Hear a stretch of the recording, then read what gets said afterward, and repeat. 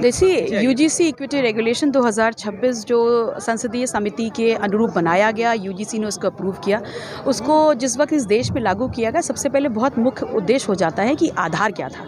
आधार ये था कि जो जातिगत शोषण उच्च शिक्षा संस्थानों में होता है वंचित समाज के लड़के-लड़कियों का, जो अपना सपना संजो करके अपने भविष्य के लिए जाते हैं, कहीं न कहीं जातिगत भेदभाव से वो मानसिक प्रताड़ना होती है। उस शोषण को रोकने के लिए एक सकारात्मक कदम था।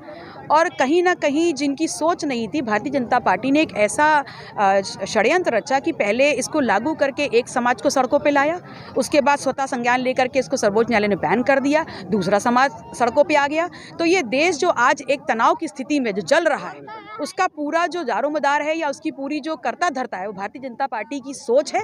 वो चाहते ही नहीं है इस देश में जो पिछड़ा है, जो दलित है, जो आदिवासी है, जो अनुसूचित समाज है, उसके हक और अधिकारों को सुरक्षित किया जाए। क्या आप मानते हैं कि उच्च महाविद्यालयों या उच्च शिक्षा संस्थानों में जातिगत आधार पर भेदभाव किया जाता है? जी, निश्चित तौर पर हम मानते भी हैं और आंकड़े इस बात को साबित भी करते हैं, जिसको स्वयं सर्वोच्च न्यायालय ने, यूजीसी ने और भारतीय जनता पार्टी की जो केंद्र की सरकार है, उन्होंने भी इस बात को एक्सेप्ट किया है, एक्सेप्टेंस है। उसके बाद ही तो ये इक्विटी रेगुलेशन आया। तो अगर आप लाए थे और अब आप ये बोल रहे हैं किसी एक समाज का हनन हो जाएगा, तो किसी भी नियम कानून में सुधार की गुंजाइश हमेशा होती है, लेकिन लागू होते ही उसको बैन करा देना, ये कहीं से भी सकारात्मक दृष्टिकोण नहीं दिखाता।